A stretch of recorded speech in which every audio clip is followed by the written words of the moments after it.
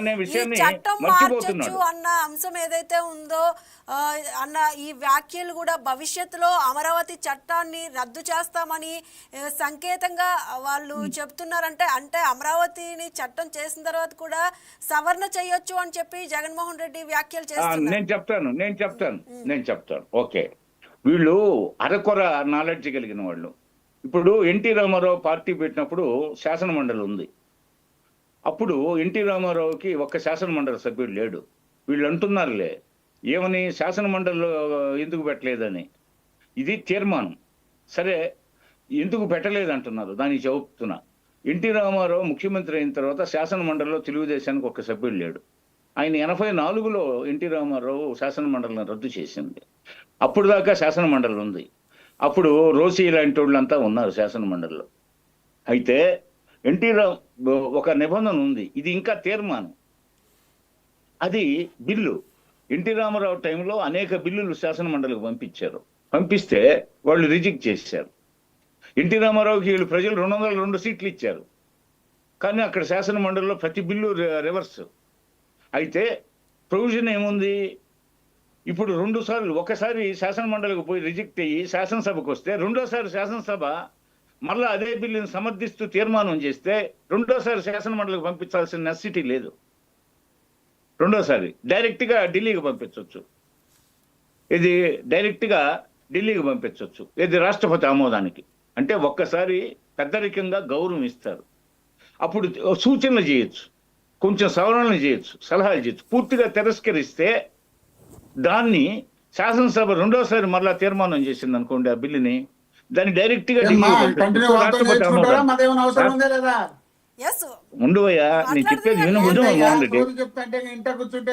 నీది సోదే, నీది ఎన్నికల ఉపన్యాసం, నీ దగ్గర సబ్జెక్ట్ ఉందా? ఎన్నికల ఉపన్యాసం సోదంటావు ఏంటి?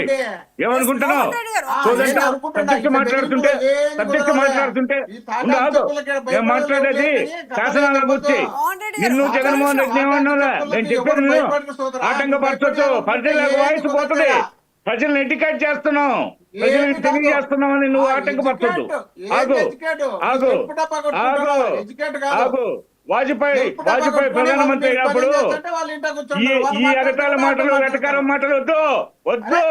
ఇది రౌడీజం అంటారు, ఇది రుబాబు అంటారు. ఈ ఆటలు సాగడము మీ పాలికాల చేష్టలు ఇక్కడ పనికిరావు. మా దగ్గర మీ ఆలోచనలు అతను ఎందుకు బలపరుస్తున్నారో మాకు తెలుసు. ఇప్పుడు 10 నిమిషాలు అయింది మేము 10 నిమిషాలు, గంట టైం చూసుకో. అసలు స్టార్ట్ చేసిందే ఎంత 6:55 స్టార్ట్ చేశారు. టైం చూసుకోకుండా మాట్లాడతావు. 6:55 స్టార్ట్ చేసే డిబేట్ ఎంతసేపు ఓరలైన తర్వాత మాట్లాడుతుంటావు. ప్రతి డిబేట్ లో నీకు ఏముంటావు సమయం? అసలు సమయాన్ని గురించి మాట్లాడే నువ్వు ఒక్కడే సమయాన్ని గురించి.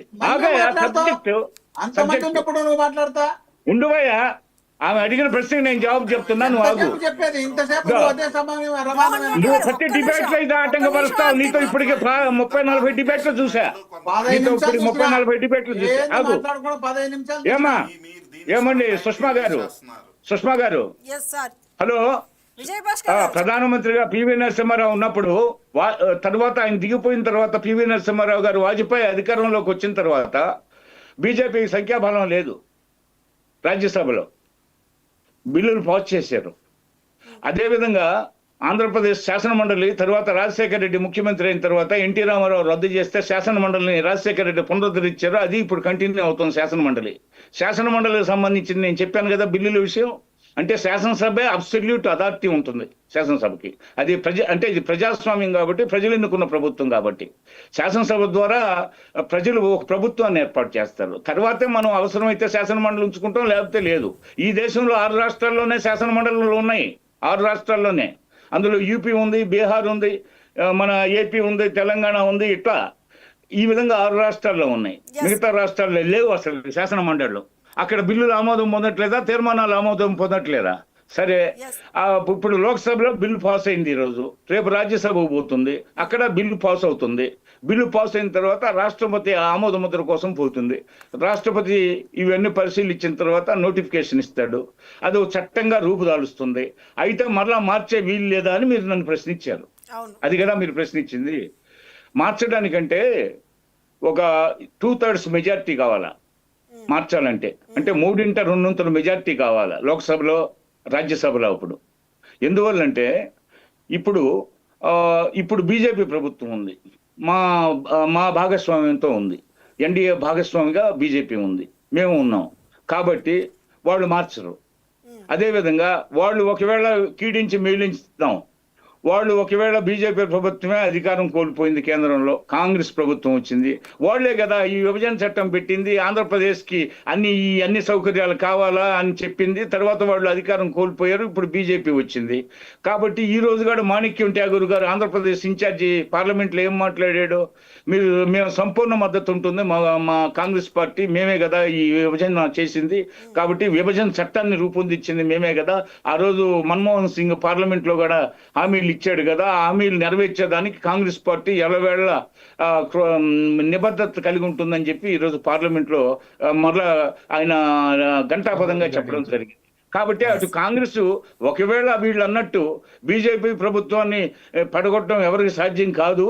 మోడీ గారి గ్లామర్ రోజు రోజుకి పెరుగుతుంది అక్కడ, అందుకని మోడీ గారిని పడగొట్టడం ఎవరి వల్ల కాదు. ఒకవేళ పడిపోయింది అనుకున్నాం, కాంగ్రెస్ వస్తే కాంగ్రెస్ మనకు అనుకూలమే, బీజేపీ అనుకూలమే.